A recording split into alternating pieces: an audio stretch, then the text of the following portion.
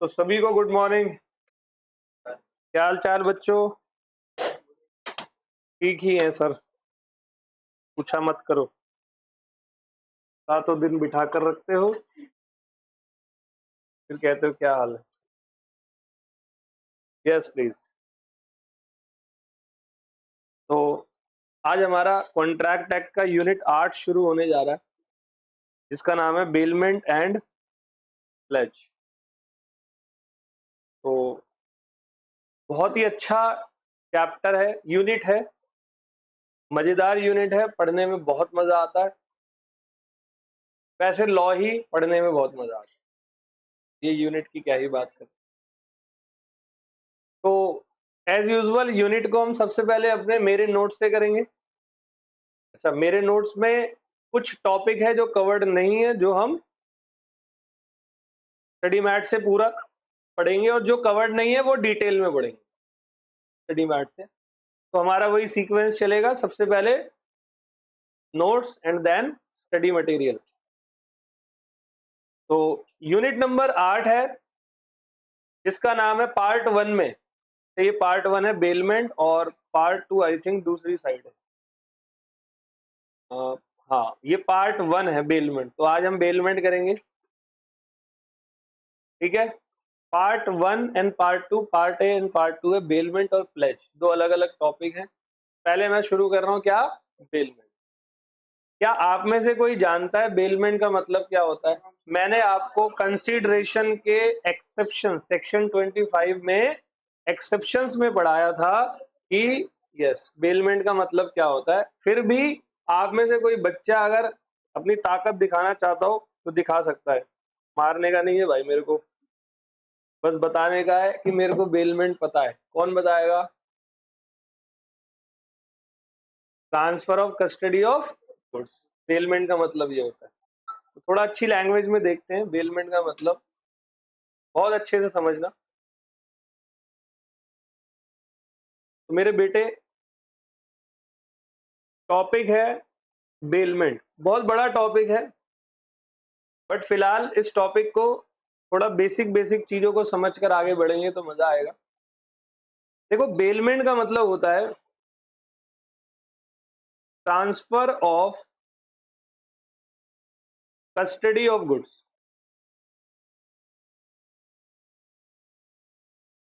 मैं इसको ऐसे बोलता हूं, only transfer of custody of goods. क्या कहता हूं? ओनली मतलब ये जनरली सेल होती है, तो सेल में सेलर गुड्स की कस्टडी बायर को देता है ना, लेकिन सेलर ना बायर को साथ साथ ओनरशिप भी दे देता है। All well. तो बेलमेंट का मतलब होता है only transfer of custody of goods. क्यों? फॉर सेफ कीपिंग, ताकि मेरा गुड्स क्या रहे, सेफ रहे। मैं आपको एग्जांपल दे रहा हूं, ध्यान से सुनना। यहाँ कितने बच्चे हैं, किसी के पास स्कूटी है? स्कूटी मैंने एक बार पहले भी पूछा हुआ है, कभी स्कूटी की सर्विस करवाने गए हो? सर्विस होती है। तो जब भी हम स्कूटी की सर्विस कराने जाते हैं तो जो मैकेनिक होता है, रिपेयर जहां पर हम करवाते हैं, उसको हम स्कूटी देते हैं, और सर्विस होने में 2-3 घंटे का समय लगता है। तो तब तक के लिए हम लोग क्या करते हैं, हम लोग स्कूटी देके या तो अपना कोई काम वाम, ज्यादातर बंदे क्या करते हैं, स्कूटी देते हैं फिर बाल कटवाने चले जाते हैं। Human nature, middle class family. जब तक बाल वाल कटवाते हैं 1.5-2 घंटे लगते हैं, इतने में जाते हो गई भाई, हो गई, चलता चाबी दे, ठीक है। तो स्कूटी की सर्विस के लिए मैंने उसको स्कूटी दी। क्या मैं स्कूटी के पेपर भी सामने वाले पर्सन को देता हूँ? ले भाई, तेरे नाम है 2 घंटे के लिए, फिर आऊंगा तो फिर तू मेरे नाम करियो, ऐसा तो नहीं होता। इसको कहते हैं बेलमेंट। मतलब जब हम सिर्फ गुड्स की कस्टडी किसी दूसरे पर्सन को दे रहे हैं, तो इसको कहते हैं bailment. The person who transverse the custody of goods is called, जो बंदा ट्रांसफर करता है उसको कहते हैं बेलर। क्या कहते हैं? BAILOR, baler. और जिसको गुड्स की कस्टडी दी जाती है उस बंदे को कहते हैं बेली, और ट्रांजेक्शन को क्या कहते हैं? बेलमेंट। All well.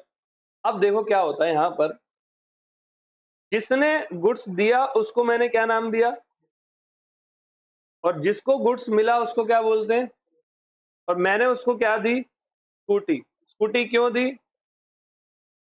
रिपेयर करने के लिए। अब क्या हुआ, ये बेली जो है वो स्कूटी रिपेयर करके पैसे चार्ज करेगा या नहीं करेगा। 500 से 550 रुपए का रेट है लोकल लेवल पे, अगर आप स्कूटी सही कराते हो तो, सर्विस कराते हो तो बेली ने स्कूटी सही करी तो पैसे लेगा। तो इस बेलमेंट को हम कहते हैं non gratuitous bailment. Non gratuitous मतलब जहां पर बेली चार्ज करता है, और एक होती है ग्रेचुअस बेलमेंट जहां पर चार्ज ऑल वेल। तो एग्जांपल देता हूं अब ग्रेचुअस का। दिल्ली में एक टेम्पल है, आप सभी जानते हो। अभी आप सभी से मैं थोड़े टाइम में एक डोनेशन भी लूंगा, छोटी सी 200 रुपए की, ऑन टेम्पल जन्माष्टमी के उत्सव पर। और ये मैंडेटरी होगा देना, ऑप्शनल नहीं है। कोई दिक्कत तो नहीं होती, आपके 2 दिन के मोमोज आप भगवान को दे देना, ठीक है। ओके, तो मैं हर साल कोशिश करता हूँ कलेक्ट करने की थोड़े बच्चों का। तो क्या है कि स्कॉन टेम्पल है, हम जाते हैं, मैं वहां से कनेक्टेड हूँ ऑलमोस्ट। मैं आ, हर वीक वहां पर जाता हूँ, कभी कभी डेली भी चला जाता हूँ, हफ्ते में 4 बार 5 बार। कुछ हमारे ग्रुप्स हैं वहां पर, हम रहते हैं, तो गाड़ी से जाते हैं। तो बैक साइड में हमारा जो स्कॉन टेम्पल है दिल्ली ईस्ट ऑफ कैलाश में, उसके बैक साइड में एक पार्किंग बनी हुई है बहुत बड़ी। जिस पार्किंग में आप अपनी कार, मोटरसाइकिल, और कोई फैमिली बस वगैरह से आती है, तो कुछ भी आप पार्क करते हो तो आपसे पैसे चार्ज नहीं किए जाते। तो वहां आपने, मान लो मैं गया टेम्पल के अंदर, जब मैं टेम्पल के अंदर पहुंचा तो मैंने वहां पर अपनी क्या पार्क करी, गाड़ी पार्क करी, कार पार्क कर दी। तो goods, transfer of custody of goods किया या नहीं किया। यस। याद रखना, चाबी अपनी जेब में नहीं रखनी। चाबी किसको देनी है, चाबी अपनी जेब में रख ली तो फिर वो जिम्मेदार। तो फिर मैंने अपनी क्या करी, कार पार्क करी, और चाबी मैंने उसको दे दी। मैं अंदर चला गया, मैंने भगवान के दर्शन करे, प्रसाद वगैरह पाया जो भी है, फिर मैं से विजिट करके बाहर आया तो देखा कि मेरी गाड़ी चोरी हो गई, या गाड़ी में कुछ खराबी आ गई, खराबी इन द सेंस कोई ठोक के चला गया। तो ऐसे में क्या वो लोग मुझे मना कर देंगे, नहीं जी आपकी गलती थी, आप क्यों छोड़ के गए, हमने आपसे पैसे थोड़ी चार्ज किए। अरे पैसे आपने चार्ज नहीं किए का मतलब क्या, मेरी गाड़ी चुरवा दोगे। कुछ आ रहा है समझ में। तो वो ग्रेचुअस बेलमेंट होती है जहां पर वो पैसे चार्ज नहीं करे लेकिन वो फिर भी लाइबल होते हैं। आ रहा है कुछ समझ में। तो बेलमेंट हमारी 2 तरीकों की होती है, जैसे ग्रेचुअस जहां पर सामने वाले ने हमसे पैसे चार्ज नहीं किए। एक एग्जांपल और देता हूं कि मान लो मेरे पास एक कार है और मेरे को यूनाइटेड स्टेट्स जाना है, यूएस से। कार से तो जाऊंगा नहीं, ऑब्वियस सी बात है। ये जा सकते हैं कार से, पगला जाऊंगा, गाड़ी गाड़ी से जाऊंगा तो। और मेरे घर पे ना गाड़ी को पार्क करने की जगह नहीं है। तो फिर मैंने क्या किया, अपने किसी दोस्त के यहाँ पर गाड़ी पार्क कर दी। मैंने कहा भाई 4-5 दिन में आ रहा हूँ, या हफ्ते भर में आ रहा हूँ, थोड़ा सा मैनेज कर लियो, देख लियो। उसका ठीक है। तो यहाँ पर क्या हुआ, मेरा दोस्त मेरे से चार्ज जनरली करता है क्या, दोस्त पैसे चार्ज नहीं करता ना। तो ये बेलमेंट हो गई ग्रेचुअस, मैं बेलर, सामने वाला पर्सन कौन हो गया, बेली। अब मैं यूएस से चला गया, चाबी मैंने उसको दे दी, मैं कहा भाई आगे पीछे करनी हो तो देख लियो। अब मेरा दोस्त यमुना एक्सप्रेस वे पे 250 की स्पीड में मेरी गाड़ी दौड़ा रहा है, तो मत चाले, गाड़ी के अगले 2 टायर चले गए, गाड़ी वहीं है, ठीक है। तो ऐसे में अब इसके लिए लाइबल कौन होगा, मेरा दोस्त लाइबल होगा। अब वो ये थोड़ी बोलेगा एक तो तूने पार्किंग के पैसे नहीं दिए, ऊपर से मेरे, अबे पार्किंग के पैसे नहीं दिएगा मतलब मेरी गाड़ी थोड़ी तू तोड़ देगा। All well. तो जनरली हम लोग बेलमेंट जो करते हैं वो सेफ कीपिंग के लिए करते हैं, कि हमारा जो गुड्स रहे वो क्या रहे, वो सेफ रहे। ध्यान से देखना। तो पार्ट ए बेलमेंट कहता है मीनिंग ऑफ बेलमेंट। तो मीनिंग कहता है bailment means change in the position of goods for specific purpose. Goods की पोजीशन चेंज हो रही है किसी स्पेसिफिक पर्पस के लिए, like safe keeping of goods, letting of goods और हायरिंग ऑफ गुड्स, और रीसेल ऑफ द। रीसेल मतलब आपने देखा है कभी किसी मैकेनिक की दुकान पर 6-8 गाड़ियां खड़ी होती है पुरानी, वो गाड़ी उसकी नहीं होती, कोई पर्सन गाड़ी बेचने वाला होता है, अब उसके पास तो ग्राहक नहीं है, तो मैकेनिक पे तो डेली रेगुलर बेसिस पर लोग आते हैं, तो वो मैकेनिक की दुकान पर खड़ी कर देता है कि भाई यहां पर रख रहा हूं, थोड़ा कमीशन तू भी ले लियो। तो वहां पर उस टॉपिक को क्या बोलेंगे हम, बेलमेंट। या गुड्स को लेट आउट कर रहा हूं मैं, गुड्स को मैंने क्या किया, जैसे कि कोई गाड़ी मैंने ओला वगैरह ली, ओला मैंने ली तो बेलमेंट ही तो है, मैंने यहां से गाजियाबाद जाने के लिए ओला ली, तो वो बेलमेंट ही तो है। वो सामने वाला बेलर है, उसने मेरे को कस्टडी दिया, गाड़ी का मालिक बना देता, लो सर 700 रुपए में आपकी, नहीं ना। Example, A delivered his car to B for repair and this is contract of bailment. A कौन है, ए को बेलर बोलोगे, और बी कौन है, the person who transfer the goods is called bailment and the person to whom the goods is transferred is called. तो bailor कहता है the person who deliver the goods is known as bailor, here A is bailor, and the person to whom goods are delivered for a specific purpose, that is safe custody of goods, is called। subscribe my channel Deepak Pathak classes. ठीक है, यहां तक okay. तो bailment मेरे को लगता है समझ में आ गया, कंक्लूड कर रहा हूं। बेलमेंट का मतलब जब एक पर्सन अपने गुड्स की कस्टडी ट्रांसफर करता है किसी और को किसी पर्पस के लिए, वो पर्पस क्या हो सकता है, गुड्स का सेफ कीपिंग हो सकता है, गुड्स को लेट आउट करना है, और गुड्स का रीसेल करना है। तो इस सिचुएशन को आप क्या नाम देते हो, बेलमेंट का नाम देते हो। The person who transfer the custody is called bailor and the person to whom the custody is transferred is called bailor. अब ये कहता है कंसेप्ट नंबर 2, क्या फीचर्स और एसेंशियल्स होते हैं बेलमेंट के। देखो, बेलमेंट एक्सप्रेस भी हो सकता है और बेलमेंट इंप्लाइड भी हो सकता है।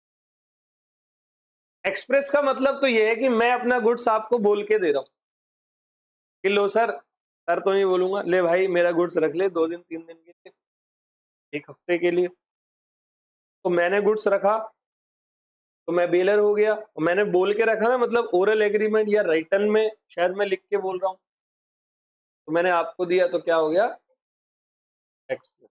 अच्छा, कभी कभी बेलमेंट एक्सप्रेस नहीं होता, बेलमेंट इंप्लाइड भी होता है। इंप्लाइड मतलब अज्यूम बाय लॉ, जैसे आप लोगों को कोई लॉस्ट गुड्स है, आप लोगों को पा गया, आप लोग क्या बन गए, फाइंडर ऑफ। अब बताओ जी, आप लोग बन गए फाइंडर ऑफ लॉस्ट। अब बताओ जी क्या होगा, तो आपके पास गुड्स की कस्टडी आ गई ना, लेकिन जिसका गुड्स है क्या उसने बोला है आपको, लेकिन फिर भी ये जो टॉपिक है बेलमेंट हो गया, इंप्लाइड बेलमेंट, जहां पर आपको सेफ कीपिंग में गुड्स रखना है और ट्रू ओनर को ढूंढना है। ट्रू ओनर नहीं मिलता, पुलिस स्टेशन में दे दो, नहीं तो फिर सेल कर दो। सेल करोगे तो नोटिस देना, पेरिशेबल होगा तो नोटिस देने की जरूरत, क्या कुछ याद आ रहा है, तो पहले सुना हुआ है आपने मुझसे। तो पहला कहता है एक्सप्रेस और इंप्लाइड, कहता है it means contract of bailment may be either express that is oral और रिटन, और implied implied finder of goods. देखो मैंने ब्रैकेट में लिख लिया, पहला फीचर समझ में आ गया। दूसरा कहता है गुड्स, बेलमेंट सिर्फ और सिर्फ मूवेबल प्रॉपर्टी का हो सकता है। आप किस किस गुड्स को एक जगह से दूसरी जगह देते हो, इमूवेबल को देते हो, हनुमान हो तो उठाकर ले आओगे, इमूवेबल प्रॉपर्टी नहीं ना, सिर्फ मूवेबल प्रॉपर्टी ही आप एक जगह से दूसरी जगह ट्रांसफर, और डिलीवरी होनी बहुत जरूरी है। क्या आप सब जानते हो डिलीवरी 3 टाइप की होती है, सेल्स ऑफ गुड्स एक्ट में आपने पढ़ा था, एक एक्चुअल डिलीवरी, एक सिंबॉलिक डिलीवरी, एक कंस्ट्रक्टिव डिलीवरी। सुनियो बेटा ध्यान से, एक्चुअल डिलीवरी का मतलब जब मैं आपको अपना गुड्स उठाकर दे रहा हूं, ये एक्चुअल हो गई।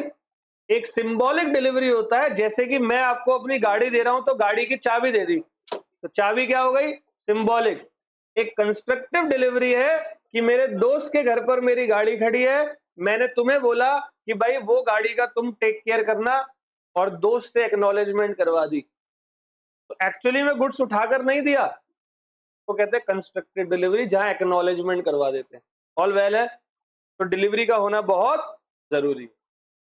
देखो मैंने नोट लिखा है, for bailment the custody of goods must be absolutely delivered to the bailee, so in these cases there is no bailment. देखो मैंने कितना प्यारा लिखा है, parking of car in parking lot and owner keeps the key with himself is not bailment.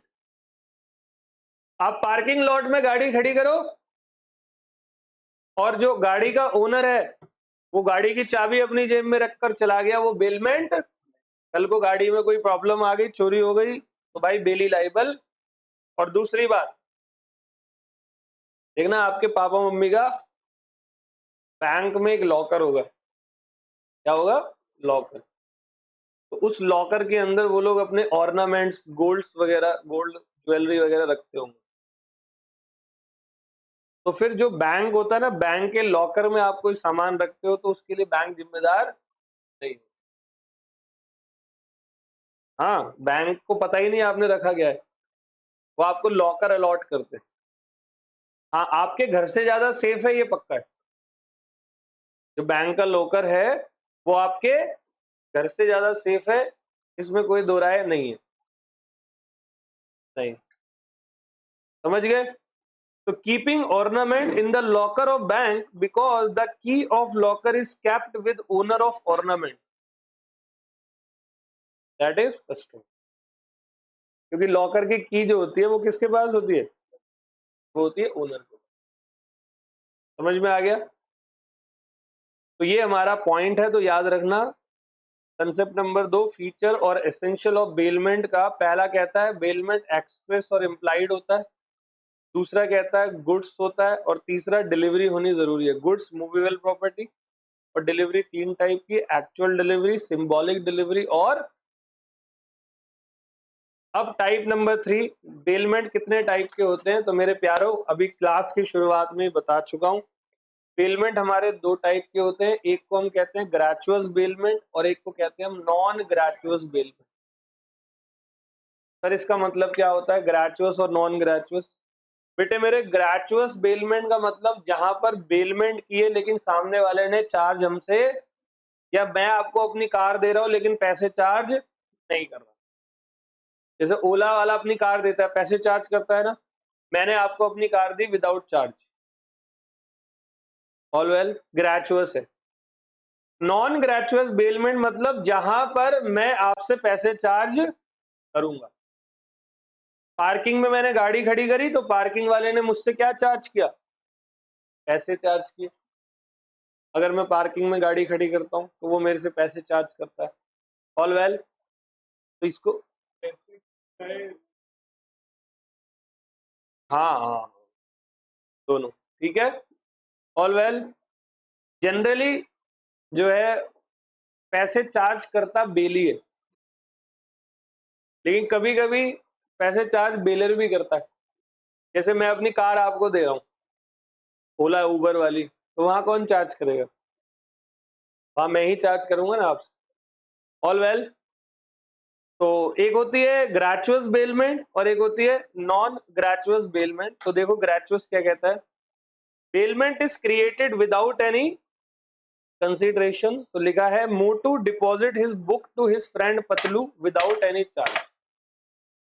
बहुत ही घनिष्ठ मित्र है, एक दूसरे से पैसा चार्ज नहीं करेंगे, तो ये ग्रेचुअस बेलमेंट हो। ऑल वेल, अभी भी आता है क्या ये मोटू पतलू? छोटे बच्चे देखते रहते ना घर में।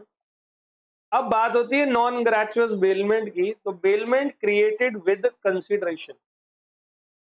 Example, Ram let out his horse to Ravan for horse riding, ₹500 per day for 7 days। तो राम जी ने रावण को घोड़ा हॉर्स राइड पे दिया, ठीक है? तो ये हमारा बेलमेंट का टाइप होगा। 3 चीज पढ़ ली। बेलमेंट का मतलब, बेटे मतलब इसका सबसे इंपॉर्टेंट है, पेपर में आएगा, ये लिख के आना है meaning. Bailment means change in the position of goods for specific purpose, like safekeeping of goods, letting of goods or hiring of goods or resale of the। दो पार्टी होती है, एक को बेलर बोलते हो और एक को बेली कहते हो। और कंसेप्ट कहते हैं फीचर और एसेंशियल ऑफ बेलमेंट कहता है एक्सप्रेस और इम्प्लाइड होता है, गुड्स होता है, डिलीवरी होता है। डिलीवरी 3 टाइप की है, एक्चुअल डिलीवरी, सिंबॉलिक डिलीवरी और कंस्ट्रक्टिव डिलीवरी। याद रखना एब्सोल्युटली डिलीवर्ड करूंगा, मतलब अगर मैंने आपको कार दी और चाबी जेब में रख ली तो फिर डिलीवरी वैलिड नहीं है। और अगर मैं अपने बैंक के अंदर ऑर्नामेंट्स रख रहा हूँ लॉकर में, तो वो भी डिलीवरी। बेलमेंट 2 टाइप की होती है, ग्रेचुअस बेलमेंट और एक नॉन ग्रेचुअस बेलमेंट। अब बेलर की ड्यूटी क्या होती है? बेटे बड़ा अच्छा पॉइंट है, जरा ध्यान से सुनना। ड्यूटी ऑफ बेलर, जब भी मैं आपको कोई गुड्स दे रहा हूं तो मेरी कुछ यहां पर क्या बन जाती है? ड्यूटी बन जाती है।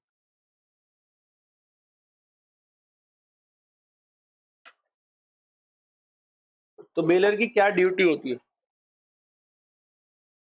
सबसे पहली ड्यूटी बेलर की कहता है duty to disclose defect in the goods. जैसे मैं आपको कोई गुड्स दे रहा हूं और उस गुड्स में कोई डिफेक्ट है, तो वो मैं आपको बताऊंगा या नहीं? जैसे मैंने आपको कार दी, चाबी भी दे दी, तो मैं बताना भूल गया कि ब्रेक फेल थे। आप गाड़ी इधर से थोड़ा सही जगह पे लगा रहे थे, आपने गाड़ी का रेस दिया, अब ब्रेक तो दबी नहीं। आगे ही पहाड़ी थी, मनाली की बात थी, और जिसने गाड़ी दी उसका दोस्त जो है वो स्वर्ग सिधार गया। बताओ, इतनी सी बात पे मौत हो गई है? नहीं समझे? तो this is my duty to disclose the defect of the goods. अगर बेलमेंट ग्रेचुअस वाली और डिफेक्ट नोन है, नोन मतलब उसको पता है देने वाले को, तो liable to disclose, if he fails to disclose then he will be liable to the. पहली बात समझ में आ गई? अगर अननोन डिफेक्ट है, अब जब मुझे ही नहीं पता,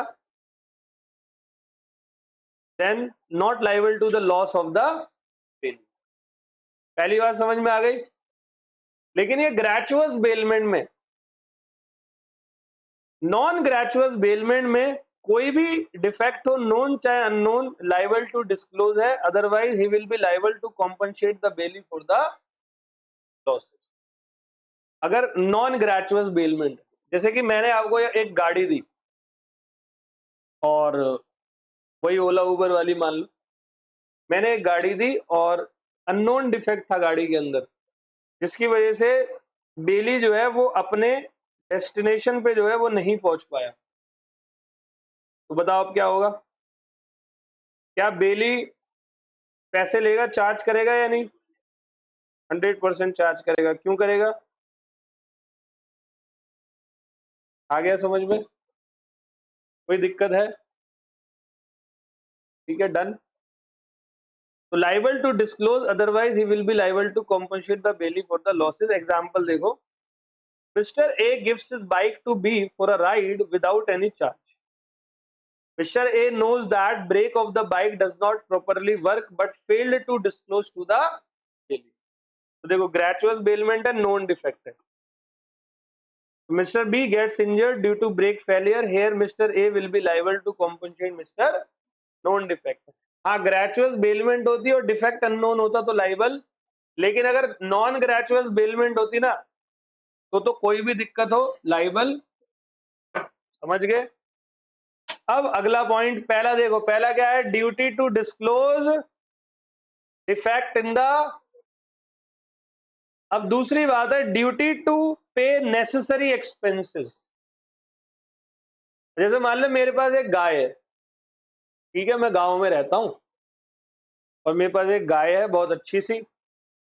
आज मुझे विदेश से कोई ऑफर आ गया, मुझे 1 हफ्ते के लिए बुलाया गया है वहां पे स्पीच देने के लिए। तो गांव में रहता हूं का मतलब ये थोड़ी है कि मैं समझदार नहीं हूं। अब मुझे जाना है यूएस से, तो यूएस से जाऊंगा तो अपनी गाय अपने साथ तो लेकर नहीं जाऊंगा, फ्लाइट में लेने जाने देंगे, वहां सिर्फ कुत्ते अलाउड होते हैं फ्लाइट में, वो भी फॉरेन कंट्री में, इंडिया में वो भी नहीं, तो भाई नहीं ले आ सकता। अब क्या किया जाए, तो उस गाय को मैंने क्या करा, मैंने अपने पड़ोसी दोस्त को दे दिया। मैंने कहा भाई थोड़ा देख लियो, टेक केयर कर लियो, मैं 1 हफ्ते में आऊंगा। उसने कहा ठीक है आप जाओ। तो पैसे चार्ज पड़ोसी ने नहीं करे, कौन सी बेलमेंट है। अब मैंने अपनी गाय दी है तो बताओ नेसेसरी एक्सपेंसेस दूंगा या नहीं दूंगा, और अननेसेसरी एक्सपेंसेस वो भी दूंगा। गाय बीमार हो गई तो अननेसेसरी मतलब एक्स्ट्रा ऑर्डिनरी, तो मैं दोनों के लिए लाइबल हूँ। एक तो वो बंदा पैसे ही ले रहा, ऊपर से गाय बीमार होगी तो अपनी जेब से सही करे, ऐसे तो लोग फिर मदद ही करना छोड़ देंगे। तो देखो बेटे, ग्रेचुअस अगर बेलमेंट है तो ऑर्डिनरी एक्सपेंसेस हो चाहे एक्स्ट्रा ऑर्डिनरी एक्सपेंसेस हो, सबके लिए कौन लाइबल होगा। जैसे A gives his horse to B his friend for, देखो फ्रेंड है, फ्री ऑफ कॉस्ट करेगा, safe custody of 7 days, B incurred ₹1000 for feeding and 2000 as medical, तो A will be liable for rupees whole 3000। आ गया समझ। अब अगर बात आप करते हो नॉन ग्रेचुअस बेलमेंट की, तो देखो नॉन ग्रेचुअस बेलमेंट में ओनर ऑर्डिनरी एक्सपेंसेस के लिए बेलर लाइबल नहीं होगा। जैसे मैंने आपके पास गाय रखी, आपने कहा भाई 2000 रुपए डेली का, अगर सही है भाई ले ले, 2000 रुपए डेली का मतलब वो गाय का ऑर्डिनरी एक्सपेंस फिर बियर, लेकिन हाँ वो गाय बीमार हो गई तो फिर मैं बियर करूंगा। जैसे वो क्रैश होता है, जहां छोटे बच्चों को नहीं रखते, क्रैश वाले चार्ज करते हैं वैसे, तो क्रैश वाले ऑर्डिनरी एक्सपेंसेस खुद ही करते हैं। लेकिन कोई एक्स्ट्रा ऑर्डिनरी एक्सपेंसेस हो गया, मान लो बच्चे की तबीयत ज्यादा खराब हो गई, उन्होंने 8-10 हजार 20 हजार लगा दिए मजबूरी, वहां कौन लाइबल होगा, बेलर। ऑल वेल, तो देखो एक्स्ट्रा ऑर्डिनरी में बेलर इज लाइबल और ऑर्डिनरी में बेलर इज नॉट। सबको आ गया। तो in the above example A let out his horse for some charge to be, मान ले ऊपर के एग्जांपल में ए ने अपना घोड़ा कुछ पैसे चार्ज लिया था बेली ने, तो then A will be liable for only extra ordinary expenses that is ₹2000 only. All well. भाई दो बात हो गई है नहीं हो गई, बताओ। सबसे पहली ड्यूटी क्या है, duty to disclose defect in the goods. दूसरी ड्यूटी क्या है, duty to pay necessary expenses. तीसरी ड्यूटी है duty to indemnify the bailee. अब आपको बताओ इंडेमनीफाई का मतलब पता है, मतलब लाइबल होगा, कॉम्पनसेट करेगा बेलर किसको,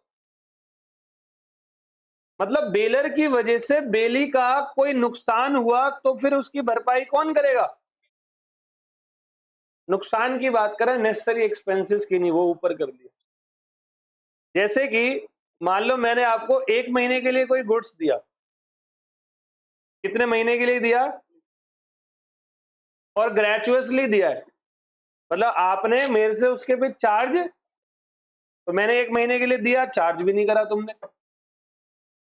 अब मैं पहुंच गया आपके पास 4 दिन बाद, लाओ जी मेरा गुड्स दो, तो आप क्या परेशान नहीं हो गए, मैंने कितने दिन के लिए दिया, तो मैं 4 दिन में क्यों मांगूंगा। हो सकता है तुमने उसको कहीं सेफ कस्टडी में रख दिया हो और मैं पहुंच गया चौथे ही दिन, तो वो परेशान होगा या नहीं होगा। तो फिर अगर प्री मेच्योर टर्मिनेशन हो रहा है, मतलब बेलर ने जितने टाइम के लिए दिया है उस टाइम से पहले ही बेलर पहुंच गया, in case of premature termination, और बेलमेंट ग्रेचुअस है और bailor terminate the bailment before the agreed period and bailee has suffered the loss, then the bailor must be. समझ गए। जैसे मैंने आपको गुड्स दिया है, आपने मेरे से चार्ज नहीं किया, मैंने 1 महीने के लिए दिया, तो आपने क्या करा, उस गुड्स को कहीं सेफ कस्टडी में रख दिया, मैं चौथे दिन पहुंच गया तो प्री मेच्योर टर्मिनेशन हो गई।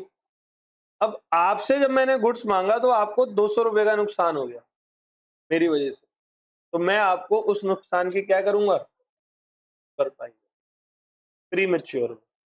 और दूसरा तो बहुत ही अच्छा है, इन the case of defect in the title of baler. मतलब मैंने आपको एक घोड़ा दिया, मैंने कहा इसको रख लो अपने पास, 1 महीने में आ रहा हूं। मैंने कहा ठीक है भाई, पेमेंट हो गई। तो बेली उस घोड़े को अस्तबल के अंदर रखने जा रहा था, इतने में घोड़ी का असली मालिक आ गया कहीं से, ये तो मेरा घोड़ा यहाँ क्या कर रहा है। जाती जैसी पहुंचा वो घोड़ा भी तो उसका मालिक आ गया, जैसे कहता ये तो मेरा घोड़ा है। तो कहता नहीं, ये तो मुझे उसने दिया है सेफ कस्टडी में रखने के लिए। उसने मारा एक तमाचा खींच के, चोर, चिल्लाने लगा, चोरी करते हो। उसकी बड़ी बेइज्जती हुई बेली की। पता बेली ने एक तो उसका गुड्स रखा, ऊपर से उसकी बेइज्जती भी हो गई। आ रहा टॉपिक समझ में? तो देखो, A ask B his friend to give him horse for 1 hour। B instead of his own horse, A ने बी को घोड़ा, बी से घोड़ा मांगा, बी ने अपना घोड़ा नहीं दिया, सी का घोड़ा दे दिया ए को। अब ए राइड कर रहा था, सी ने उसको कैच कर लिया and hence hand him over the police custody. चोर मिस्टर ए खामोगा की थाने में बैठा हुआ है। तो here B is entitled to compensate the all well. बेटे कैसा लगा? 3 पॉइंट हो गए, तो रिपीट कर रहे हैं। पॉइंट नंबर 1 क्या है? ड्यूटीज ऑफ बेलर में पॉइंट नंबर 1 क्या है? Duty to disclose defect in the goods.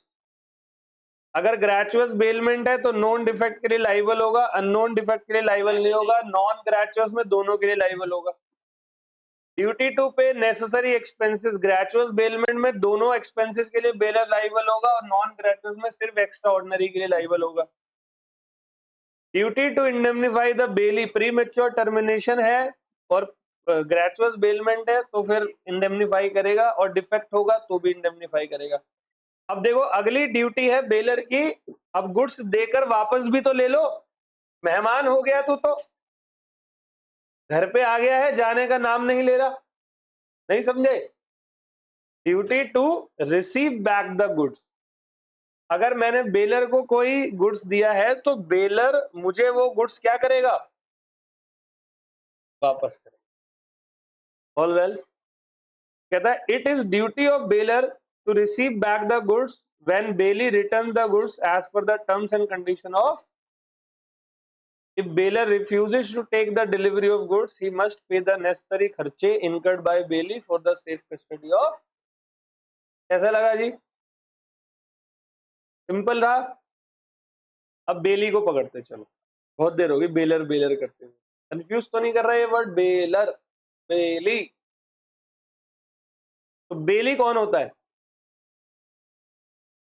तो जिसके पास गुड्स की कस्टडी है, तो वो गुड्स के साथ क्या करे? अब मान लो किसी ने अपना कुत्ता मुझे दिया, 1 हफ्ते के लिए वो जा रहा है बाहर, मेरा पड़ोसी है, बगल वाले फ्लैट पे रहता है, वो जा रहा है चेन्नई, कहता भाई कुत्ता रख लो 1 हफ्ते के लिए। तो वो बेलर में बेली, उसने नेसेसरी एक्सपेंसेस भी दे दिए कि भाई ये इसका पेडिग्री वेडिग्री ये आएगा, ठीक है, तो ये ले लो आप, ये लो दूध के आप पैसे ले लो प्लीज। तो कहता नहीं नहीं नहीं नहीं नहीं, मन में तो कह रहा हूँ दे दे दे दे दे, तो कह रहा नहीं नहीं नहीं, फिर भी बंदे ने नेसेसरी खर्चे दिए। ठीक है जी, अब वो चला गया। अब वो जब वो गया तो वो कुत्ता ना मुझे डेली देख के भौंकता था। मैंने कहा अच्छा रुक अभी, तो उस कुत्ते का मैंने जीना हराम कर दिया। वो खाना खा रहा है तो मैं उसको परेशान कर रहा हूँ, तो उसकी वजह से उसका मानसिक संतुलन बिगड़ गया कुत्ते का, वो भी डिप्रेशन में चला गया, उसकी तबीयत खराब हो गई बहुत ही ज्यादा। क्या ये ठीक किया मैंने?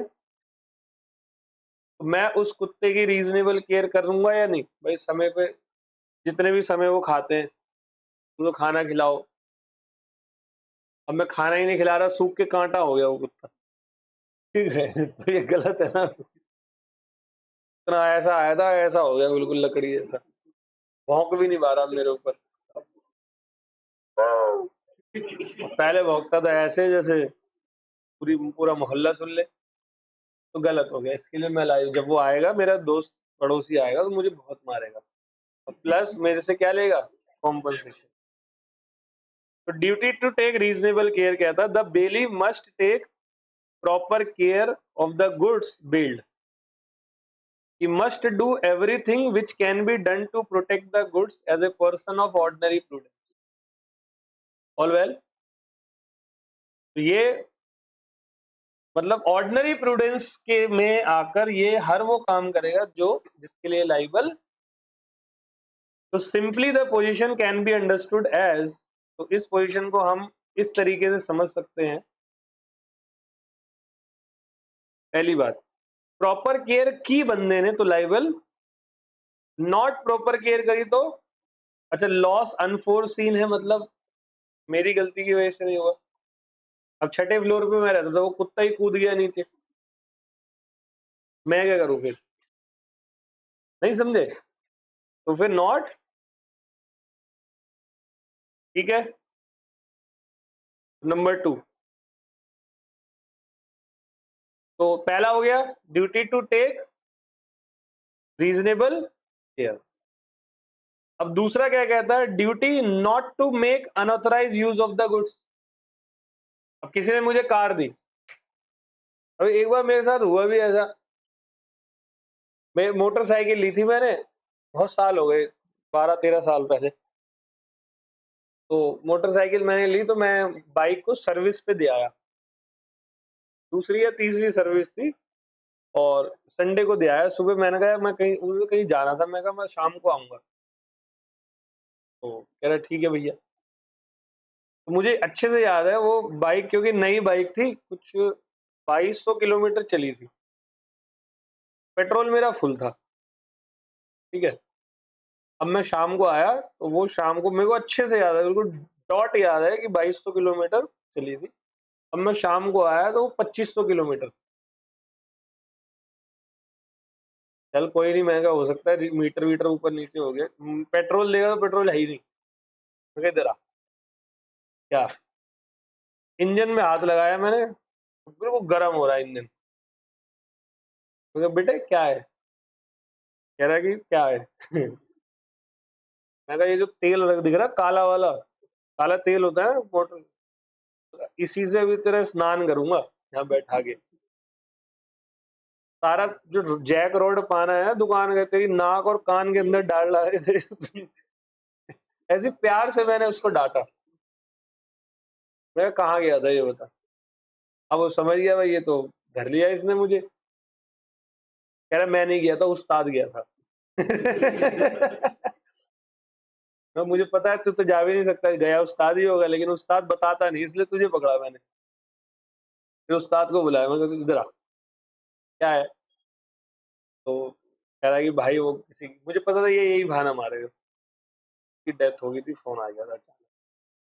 अच्छा, अगर आप क्या करें बता, मगर जल्दी से एक काम कर, इसको पहले फुल करवा के लेके आ। मैंने लड़के को भेजा, फुल करा के लाया टंकी, मैंने चाबी लगाई, कह रहा भैया सर्विस के पैसे, मैं कहा तूने कर तो दी पूरे दिन सर्विस की। मैं चला गया वहां से, गलत अनऑथराइज था या नहीं था। तो मतलब आपके पिताजी की गाड़ी है, मैंने बेलमेंट के लिए दिया ना, तू मेरी गाड़ी दौड़ा रहा है। 300 किलोमीटर मजाक है, चल 10-20 किलोमीटर में मैं कुछ लिटरली नहीं बोलता कुछ। अब तुम 300 का मतलब तुम 150 चला रहे हो, यानी तुम उत्तर प्रदेश के किसी बुलंदशहर वगैरह से आगे गए हो। रास्ते में बाइक लग जाती, टूट जाती, कुछ हो जाता है ना, तो उसको थोड़ा सबक भी चाहिए था भाई, किसी और के साथ ऐसा ना करे। तो मैंने पूरी टंकी फुल करवाई, सर्विस के लिए गाड़ी में दी। यहाँ तुम लोग सोचोगे बड़ा कमीना है, लेकिन क्या करें भाई, वो उसकी गलती थी और बहुत बड़ी गलती थी, है ना। तो सामने वाला बंदा अनऑथराइज यूज नहीं कर। तो बेली शेल नॉट, अच्छा अगली सर्विस मैंने उसी से करवाई, किधर ले भाई कर इसको। तो bailee shall not make any unauthorise use of the goods, otherwise he will be liable to bailor for any. जैसे कि A lets his car for B's riding only. B allows C for riding of the car. A ने B को बोला तू ही ride करियो इस पे, B ने C को दे दिया। ये बड़ा गंदा मेरे साथ ही हुआ था। मेरे एक दोस्त था, उसके पास गाड़ी थी सेंट्रो, कॉलेज में थे हम लोग, तो उसके पापा की सेंट्रो थी, मिडिल क्लास फैमिली का बंदा था। सेंट्रो गाड़ी बहुत बड़ी बात हुआ करती थी उस टाइम, 2008-9 की बात, ब्लैक कलर की बढ़िया गाड़ी। तो क्या हुआ कि वो लेकर आया, तो गाड़ी मेरे को, उसको कहीं उत्तराखंड वगैरह कहीं जाना था, वो गाड़ी मुझे दे गया, कह रहा भाई तू इसकी टेक केयर कर लियो। मैं कहा ठीक है, मेरे यहाँ पार्किंग थी। अब भाई क्या होता है जब इस गाड़ी कोई आ जाए और हमारे घर में गाड़ी नहीं थी, अब मैं उसकी गाड़ी को, उसने मुझे दी, मैंने घुमाया थोड़ा बहुत, ये तो अच्छा है घुमा लिया कोई बात नहीं, उसने मुझे दिया था ना, कह रहा तू चला लियो, उसको पता था मेरे को आती है अच्छी। उसके बाद क्या हुआ कि मेरा एक दोस्त मुझे मिला, कहता ला गाड़ी मैं चलाऊंगा, मुझे लगा इसी भी आती होगी। वो जो डिवाइडर नहीं होते दो सड़कों के बीच में, पत्थर से बड़े नहीं रखे होते, चला रहा दे के मारी, बिल्कुल दे के मारी, तो दे के मारी भाई साहब, उसका सर लगा स्टीयरिंग पे, धुम वापस। मेरी टांग, जो दोनों टांग से मैंने डैशबोर्ड पे ना, मेरी आदत है हमेशा मैं दोनों टांग को ऐसे करके फिर बैठता हूँ, अब वो टांग मेरी पिचक के वापस इधर और जो दोनों पाँव का घुटना होता है वो ऐसे हुआ, मेरा मुंह उसमें 4 बार दुम और मेरे यहाँ से ब्लड निकल रहा, ऐसे ऐसे ऐसे। तो 2 मिनट तक तो हम समझ ही नहीं पाए कि हमारे साथ हुआ क्या, और बहुत तेज मारी थी उसने, देखे। अब वो निकला, वो कुछ खा रहा था, उसका सब खाया हुआ भी बाहर आ गया था वहां से पीछे मेरा एक दोस्त था, वो पेप्सी पी रहा था, हमें दे नहीं रहा था साला, उसकी पूरी पेप्सी गिर गई नीचे अब जब उतरे गाड़ी से, जब थोड़ा बहुत हुआ, मेरे तो ब्लड निकल रहा, उन्होंने कुछ लगाया वगाया, बाहर देखा तो गाड़ी का जो फ्रंट था वो फिनिश, खत्म। तो आप क्या करें, और सिंगल रोड, पीछे जाम पूरा, और ले दे लोग गालियां पीछे से, कई बड़ी मुसीबत हो गई। अब तो जैसे तैसे गाड़ी को अब साइड क्या करवाऊं, उसका टायर बैठ गया टेढ़ा होके ऐसे, फिर वो क्रेन आई, क्रेन उसको उठा के लेके गई, तो 18,000 रुपए लगे गाड़ी में। उसी दिन मेरी उससे दोस्ती टूटी थी, ठीक है अब वो आया 2 दिन बाद, कहता गाड़ी कहाँ है, मैं कहा सेफ कस्टडी में खड़ी है कह रहा कहाँ खड़ी है, मैं कहा ये ले कार्ड, वो रिपेयर वाले ने कार्ड दिया था अपना, मैं कहा ये ले कार्ड, वहां रखी है। वो गया वहां पे, अच्छा फोन नहीं होते थे उस टाइम पे ज्यादा, मेरे पास था, उसके पास फोन पता नहीं था नहीं था, याद नहीं है। मैं 2-3 दिन कॉलेज नहीं आया, ठीक है मगर पक्का मारेगा ये। फिर वो मेरे घर आ गया 3 दिन बाद, कह रहा यार अब वो टेंशन में, अच्छा बंदा बढ़िया, मेरा बहुत अच्छा दोस्त था, कहता यार क्या बताऊं पापा को, ये वो पापा वो फोन भी कर रहे थे, एक काम करते चंदा इकट्ठा करते हैं मैं कहा मेरे पास 700-800 रुपए रखे हैं, तेरे पास कितने, कहते 2,000 रखे हैं। मैं कहा, चल करते हैं थोड़ा बहुत, तो कुछ दोस्तों वोस्तों से क्लास में अरेंज वरेंज करके हमारे पास 4,000 हो गए। कहा यार कैसे, और बिल था कितने का, 18,000 रुपए का। मगर देख मेरी बात सुन, 4,000 आ गए, इसकी करते पार्टी, तो पापा को सच बता दे क्योंकि बस की नहीं है अब 18,000 इकट्ठे करना। कह रहा सही है, कैसे करूँ, तू कर ले कॉल, मगर ला मेरे को दे, मुझे काय कर, मेरा बाप थोड़ी है मेरा अंकल जी बहुत बड़ी गड़बड़ हो गई, इससे गाड़ी ठुक गई है, ठीक है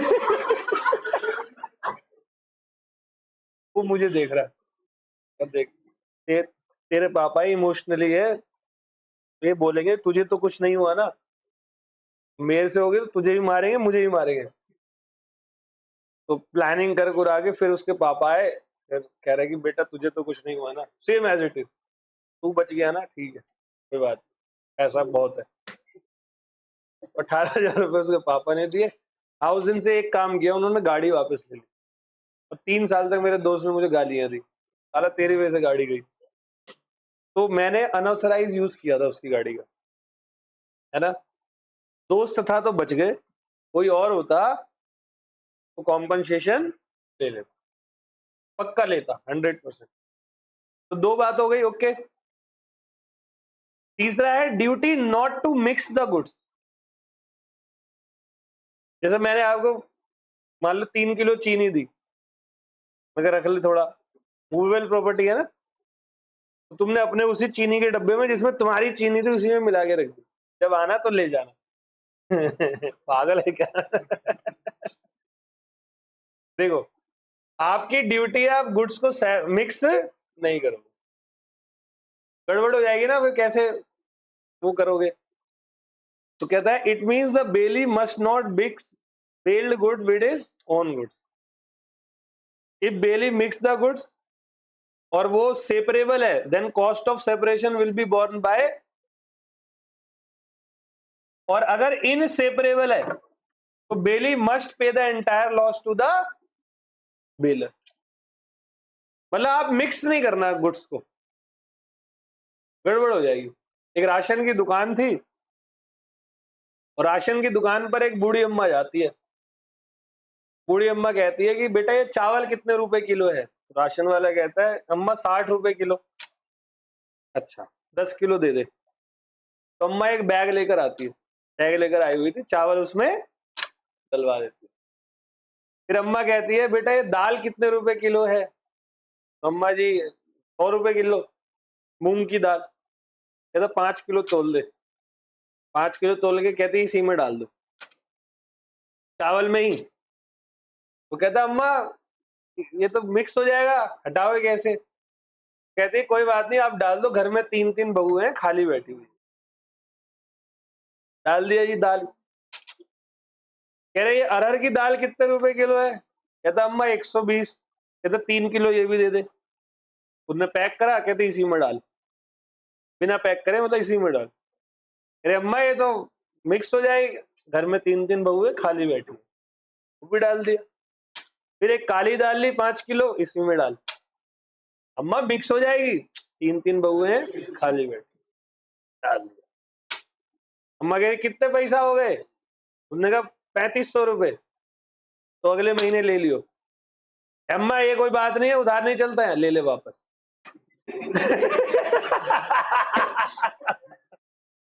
कहता अम्मा ले जाओ, हमारे 3 बहुएं नहीं है।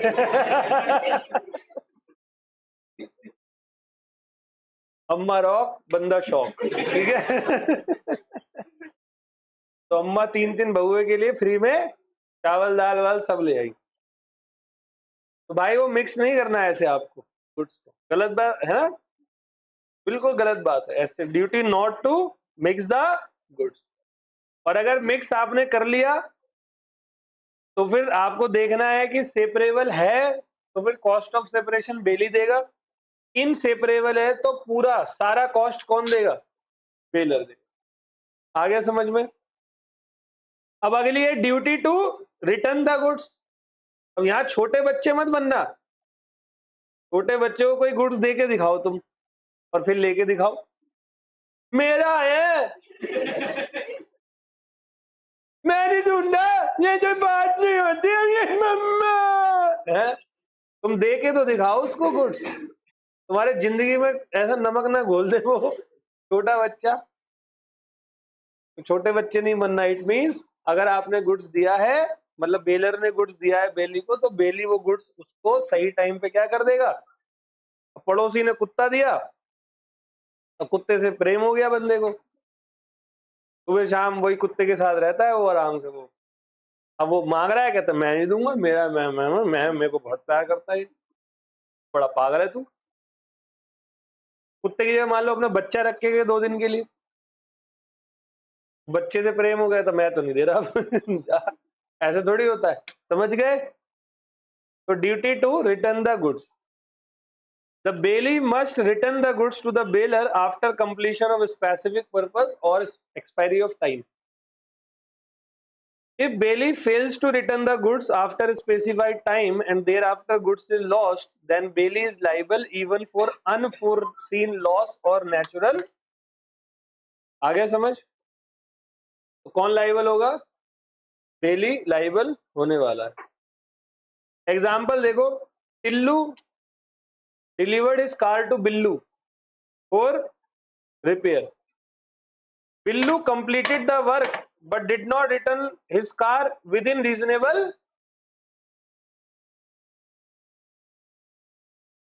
दो Tillu repeatedly ask for returning the car, कह रहा भाई गाड़ी पहुंचा यार, क्यों नहीं पहुंचा रहा? इन बिटवीन एक बड़ी आग लगती है नेबरहुड में और कार जो है वो डिस्ट्रॉयड हो गई।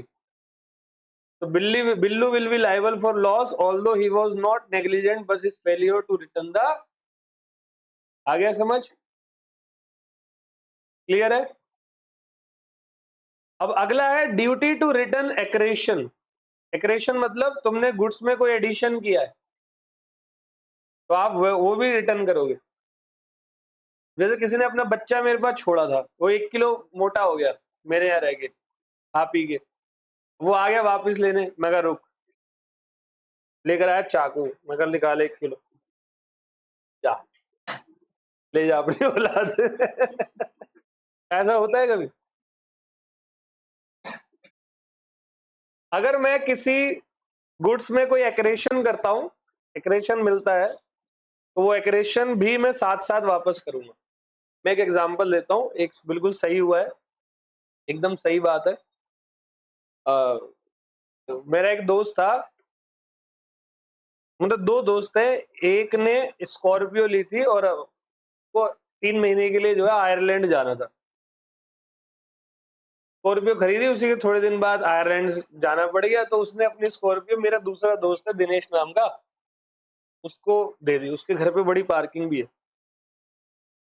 कहता भाई 3 महीने के तक चला वाला, जो करना आग लगा दे। ठीक है, दोस्त तो ऐसे ही बोलते हैं आपस में।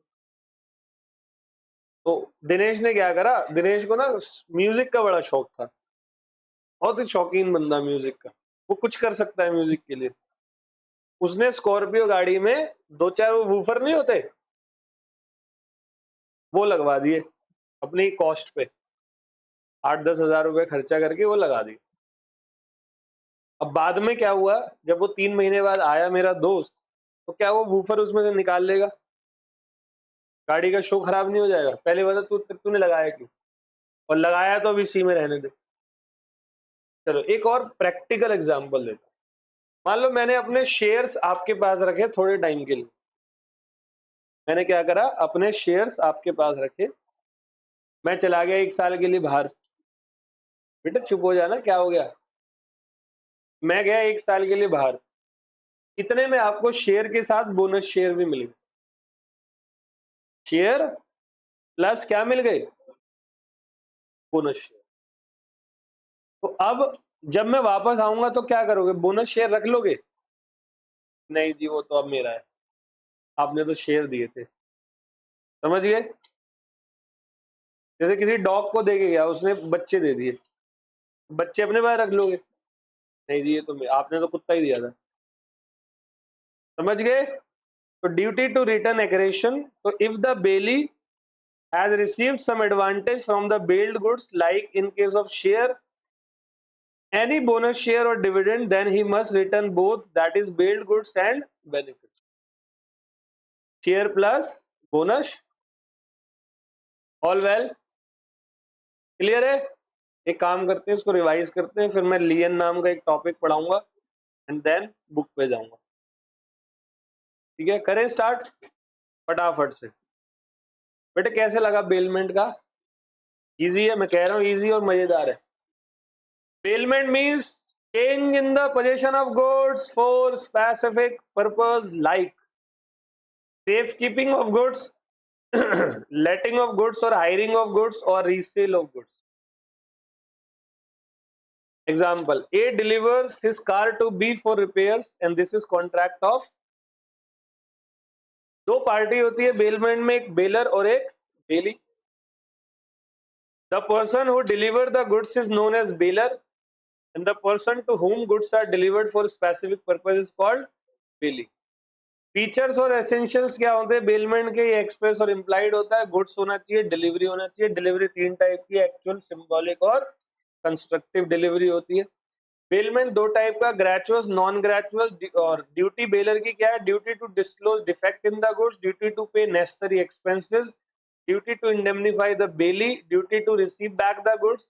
और बेली की ड्यूटी क्या है? Duty to take reasonable care, duty not to make unauthorised use of the goods, duty not to mix the goods, और duty to return the goods, and duty to return accretion. All well. अब बात होती है लियन का। लियन का मतलब क्या होता है? नया टॉपिक है, बेलमेंट के साथ ही पढ़ते हैं हम इसको। लियन, LIEN। कोई जानता है लियन मतलब? लियन मतलब होता है right to retain the goods. याद करो, अनपेड सेलर में पढ़ा है, right to retain the goods. Example, मान लो कि मैं मोबाइल फोन का मैकेनिक हूं, रिपेयर करता हूं, और इस भाई का फोन खराब हो गया है। उठा अपने फोन को, मान ले तेरे फोन की डिस्प्ले खराब हो गई, ठीक है? आ जा मेरे पास दुकान पे। बोल, क्या बोल रहा है? धमकी दे रहा है क्या? प्यार से बोल, बोल भैया डिस्प्ले खराब होगी, देखना। ठीक है।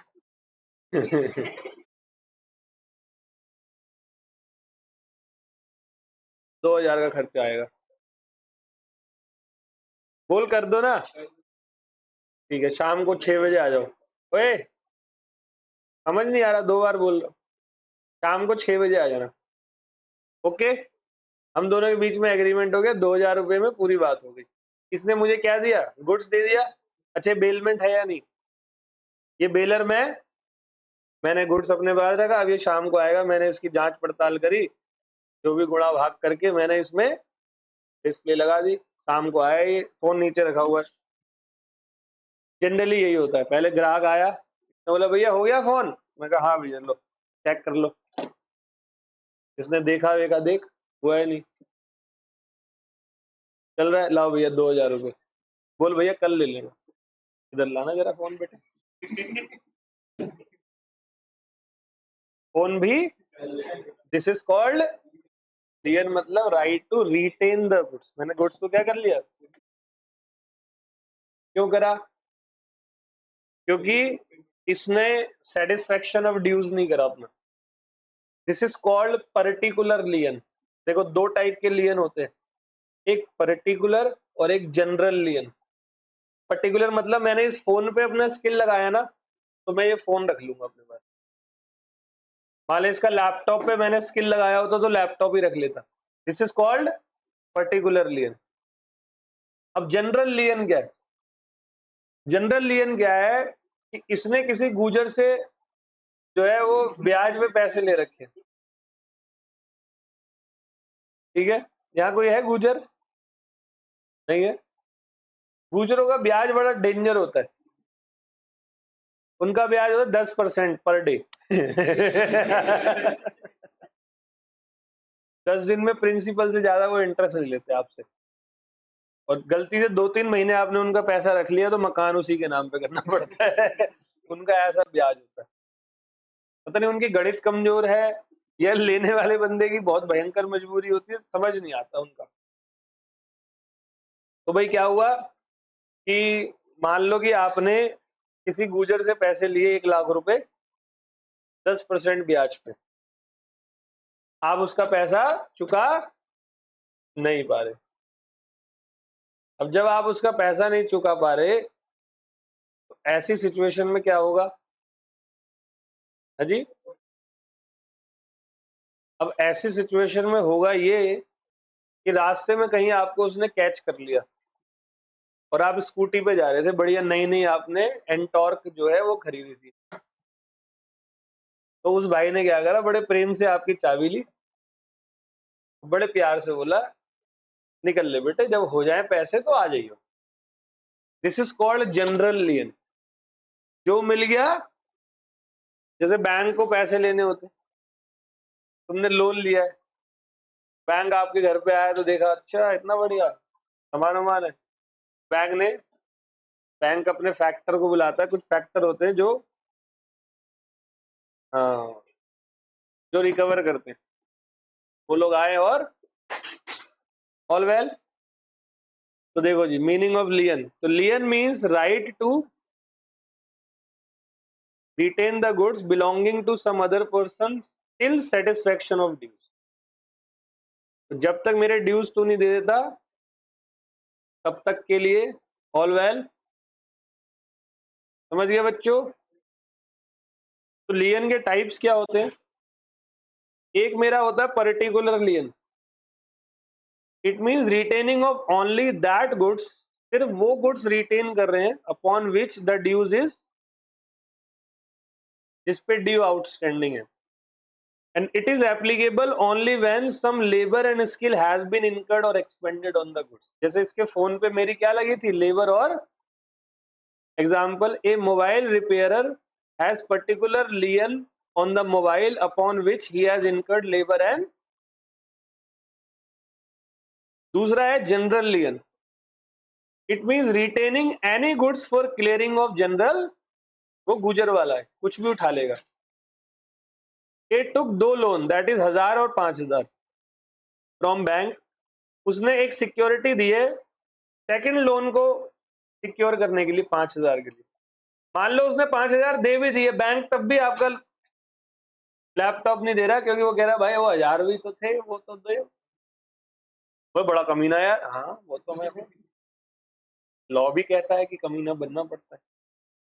ओके, तो जनरल और पर्टिकुलर लियन में डिफरेंस क्या है? एक तो सेक्शन का 170 पर्टिकुलर का है, लियन का 171 है। तो पर्टिकुलर लियन कौन से गुड्स पे एक्सरसाइज हो सकता है? सिर्फ उस गुड्स पर जिस पर मैंने अपनी क्या लगाई है, only upon that goods against which person exercising the lien has expended labor and, और general lien can be against any goods belonging to other person for general balance। समझ गए? Condition, particular lien can be exercised only when some labor and skill has been expended on the goods resulting in value, और general लियन किसी पे भी हो सकता है जहां लेबर स्किल नहीं लगी हो तो भी। किसके खिलाफ राइट होता है? हर बेली पर्टिकुलर लियन कर सकता है, पता है? जनरल लियन हर कोई नहीं कर सकता, ये याद रखना। ये थोड़ी आपसे लोन लिया तो कुछ भी ले जाओगे, मेरा बच्चा खेल रहा था उठा के ले गए 11 साल की तपस्या के बाद तो बच्चा हुआ था, वो भी ले गए तुम साले। तो general lien can be exercise only by specified person, जैसे बैंकर, कोर्ट, फैक्टर। फैक्टर होते हैं जो मनी रिकवर करते हैं, या लॉयर या प्रोफेशनल, बस। ठीक है, ऐसे नहीं कोई भी आएगा सामान उठा के ले जाएगा। होपफुली समझ में आ गया। And this is your part A of bailment. कैसा लगा? मजा आया? तो अब हम चलते हैं स्टडी मैट पे।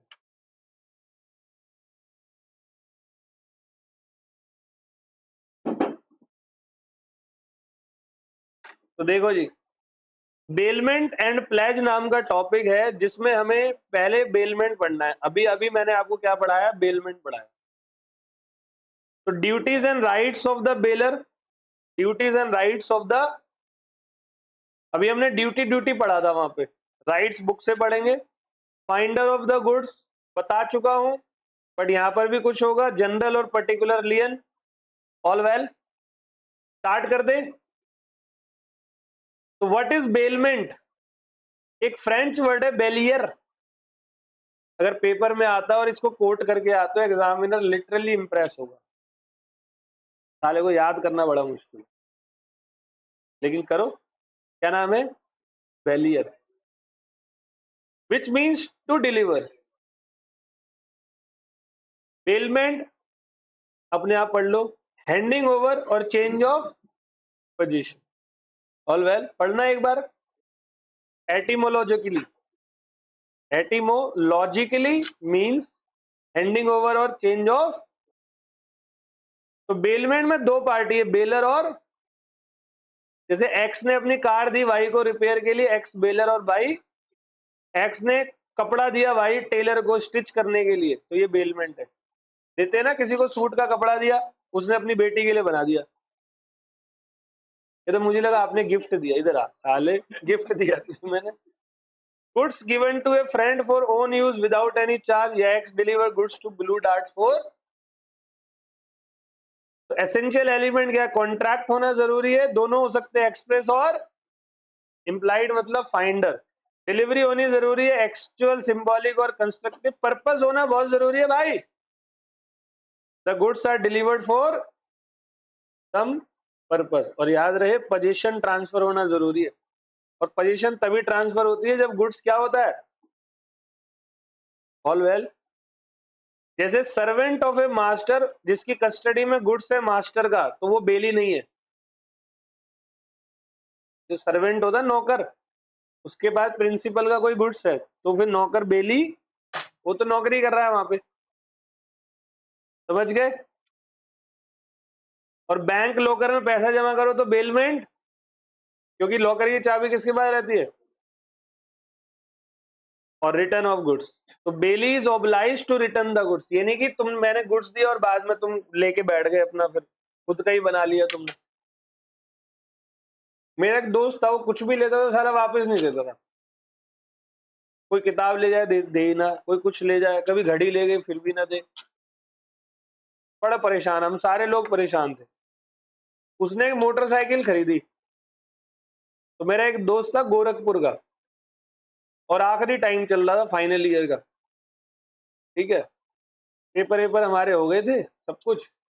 मेरे दोस्त गोरखपुर वाले ने कहा ला चाबी दियो, भाई साहब वो आए ही नहीं दोस्त सीधा गोरखपुर बाइक लेके। मैं कहा यार तू बड़ा कांडी निकला। कहता ये साला कभी घड़ी ले जाए वापस ना दे, कभी टी शर्ट ले जाए वापस ना दे, कभी परफ्यूम ले जाए वापस ना दे। तो मैं इसकी गाड़ी ले गया,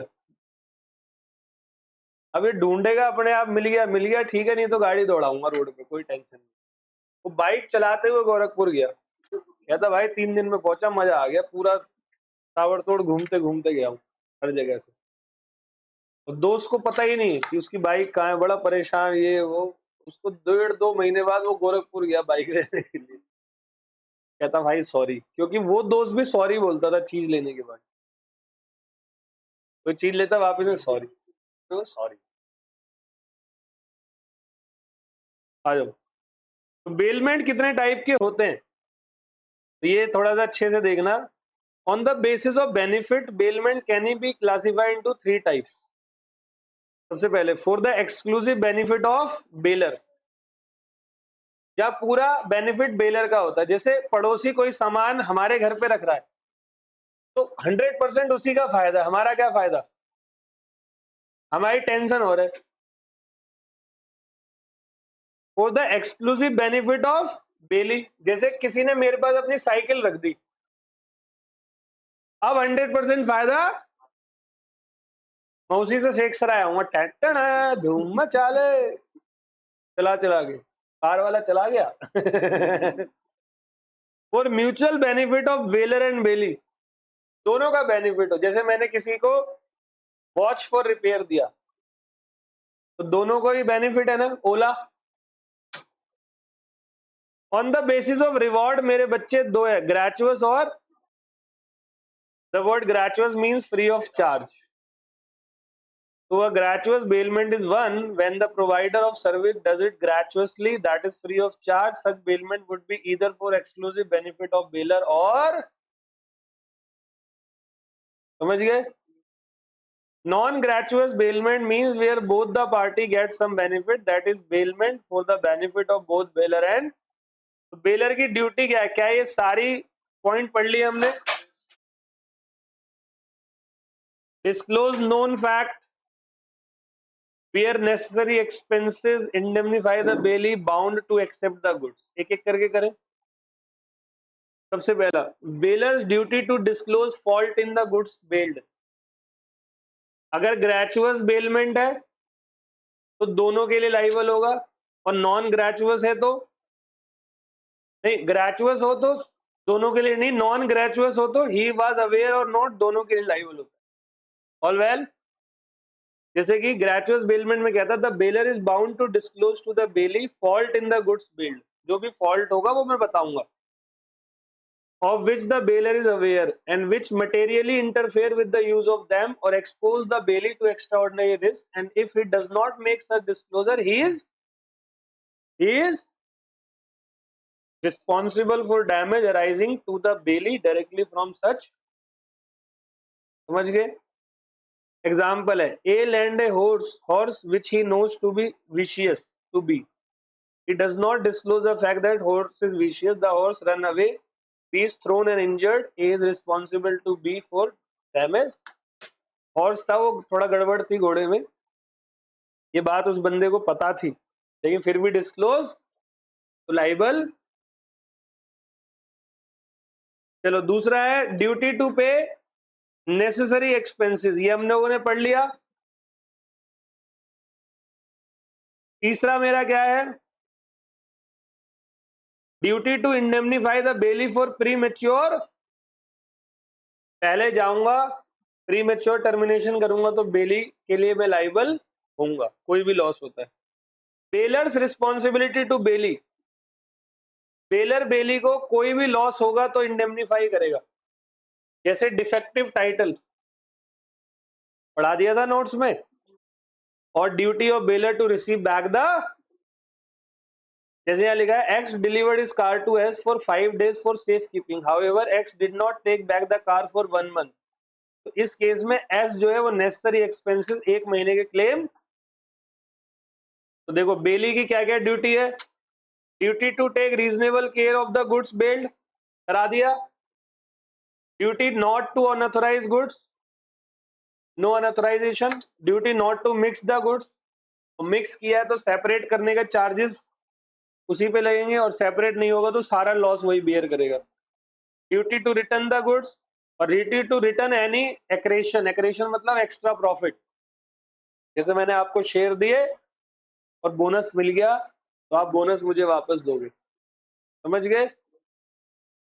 ये हमारा हो गया duty to take reasonable care, जैसे लिखा है if X bail is ornament to Y and Y keep this ornament in his locker at his house along with his own ornament, and if all the ornament were lost or stolen in a riot, then y will not be responsible for the loss of x, समझ गए?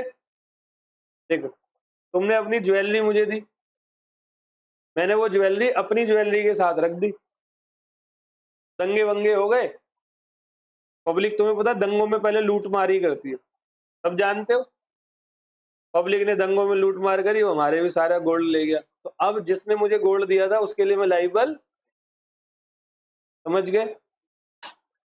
On the other hand, X specifically instruct Y to keep them in a bank. मान लो X ने Y को बोला भाई bank में रख देना इसको, और फिर भी मैंने अपने ही अलमीरा में रखे, तो कौन लाइबल होगा? All well? Not to make inconsistent use of the goods. कोई भी इनकंसिस्टेंट गुड्स का यूज मैं नहीं कर सकता, और करता हूं तो गड़बड़ है। वही याद करो गाड़ी वाला मैंने बताया था, जैसे A lend a horse to B for own riding, ये सेम एग्जांपल दिया था मैंने। Not to mix the goods, और मिक्स करता है तो कॉस्ट बियर कौन करेगा सेपरेट करने की? डेली। Return the goods, return accretion, and not to set up adverse title, ये क्या होता है? Bailee must not set up a title adverse to that of the bailor, he must hold the goods on behalf of, जैसे मैं public में होता नहीं, हम लोगों को ना अपना नंबर बनाने की बड़ी आदत होती है, जैसे मैंने अपनी कार किसी दोस्त को दी, मान लो फॉर्च्यूनर, मेरा दोस्त ले लेके दोस्तों के यहाँ घूम रहा, कहता तेरे भाई ने खरीदी है, नहीं समझे? वो बेली है ना, वो पब्लिक में क्या बता रहा है, मतलब टाइटल एडवर्स दिखा रहा है, नेगेटिव टाइटल, गलत, तो ऐसा नहीं करना, समझ गए? अब बेलर के राइट्स अच्छे से पढ़ना, बेलर और बेली के राइट्स हम बुक से पढ़ेंगे। Rights of bailor, the following are the rights of bailor. सबसे पहला right to terminate the bailment, भाई बेलमेंट, एक बेलमेंट में मैं गुड्स क्यों दे रहा हूं? वापस लेने के लिए ना, तो कभी तो मैं तुमसे गुड्स वापस लूंगा, तो जब वापस लूंगा तो बेलमेंट मेरी क्या होगी? Right to demand back the goods at any time, मेरा गुड्स है ना, तो मैं तुमसे कभी भी मांग लूंगा, right to file a suit against any wrong doer, कोई कुछ गलत करता है तो मैं उस पर क्या करूंगा, मैं बेली पे केस कर सकता हूं कि वो अपनी ड्यूटी को इन्फोर्स नहीं कर रहा। और राइट टू क्लेम,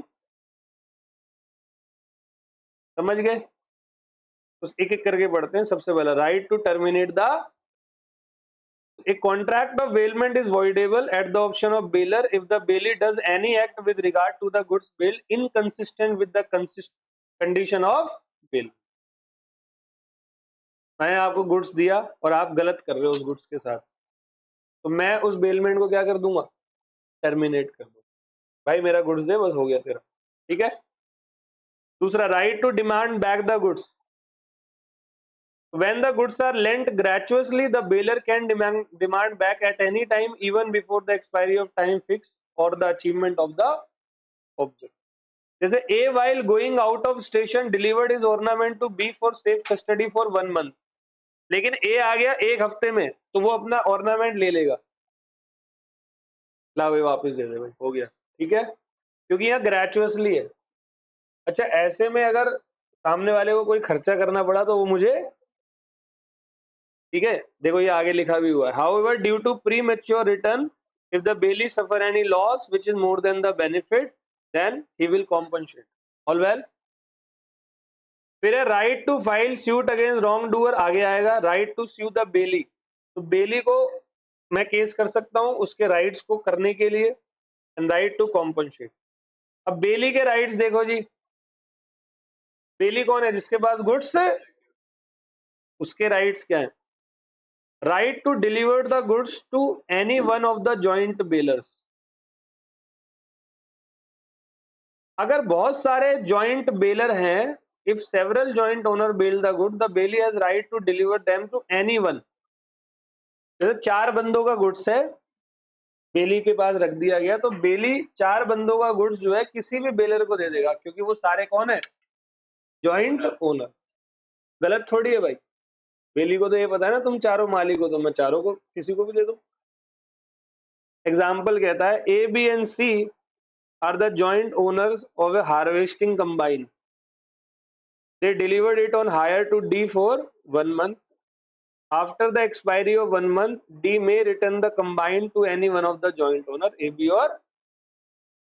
दूसरा राइट है राइट टू इंडेमनीफाई, मतलब बेली का कोई नुकसान हो गया बेलर की वजह से, तो उसका अधिकार है वो उस नुकसान की क्या ले लेगा, तो bailee is entitle to be indemnified by the bailor for any loss arising to him by reason that bailor was not entitled to make the bailment or receive back the goods। वो अपना goods वापस नहीं ले रहा, मान लो गाय रख गया 1 हफ्ते के लिए, 20 दिन हो गए, अब गाय पे मेरा खर्चा हो रहा है, पालना मुश्किल है आसान है, किसी जानवर को भी आप रखते हो अपने पास, ऑल वेल।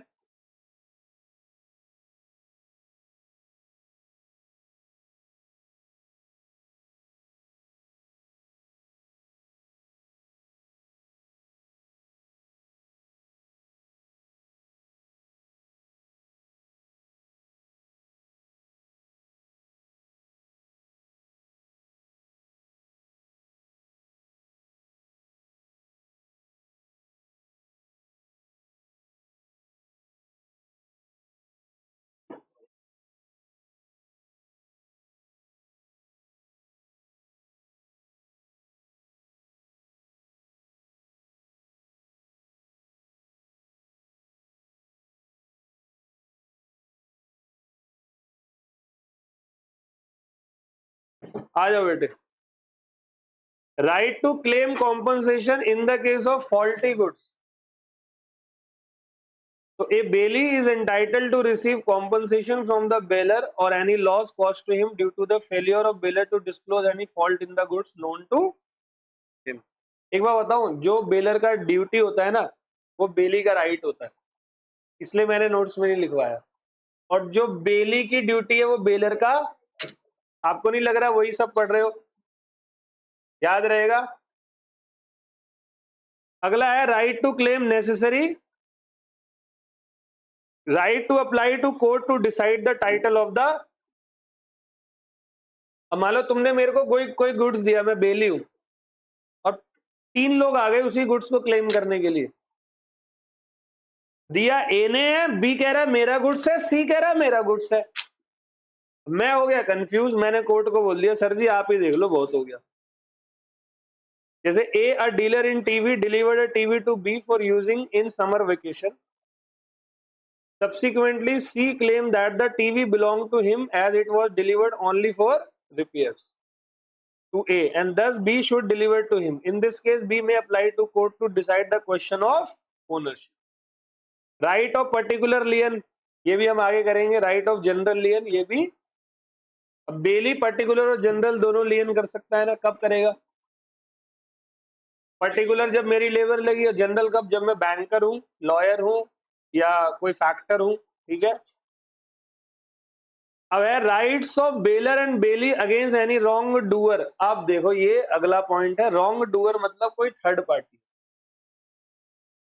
कहता suit by bailor and bailee against wrong doer. तो देखना, if a third person wrongfully deprive the bailee of the use or possession of the goods bailed or does them any injury, मतलब कोई third party मुझे बेली को रोक रहा है baler का गुड्स रखने से, और बेली को कोई इंजरी पहुंच गई, the bailee is entitled to use such remedy as the owner. और बेली को फिर एज ओनर वो रेमेडी, मतलब मान लिया जाएगा बेली ही उस गुड्स का मालिक है, और एक ओनर अपने गुड्स के लिए जैसे लड़ाई करता है वैसे बेली लड़ाई कर सकता है। एक सिंपल सी बात है ना, ये बेलमेंट है, बेलर है, ये बेली है। बेलर ने गुड्स बेली को दिया, ओनरशिप नहीं दी लेकिन अधिकार तो दिया, और बेली उसका यूज कर रहा है, गुड्स का अपने पास कस्टडी में रखा है, और थर्ड पार्टी जो है उसको रोक रही है। तू कौन होता साले? समझ गए? चलो ये हो गया। अब है टर्मिनेशन ऑफ बेलमेंट। ये हमने कहा था कि अगले पेज पे देखेंगे। तो देखो, on expiry of stipulated period, जैसे 1 महीने के लिए मैं गुड्स दूंगा, 1 महीना पूरा हो गया तो बेलमेंट क्या हो जाएगी? टर्मिनेट हो जाएगी। पहला ओके है। दूसरा, on fulfilment of the purpose, मेरा पर्पस क्या हो गया? फुलफिल हो गया। जैसे कि X hire certain tent and crockery on marriage of his daughter.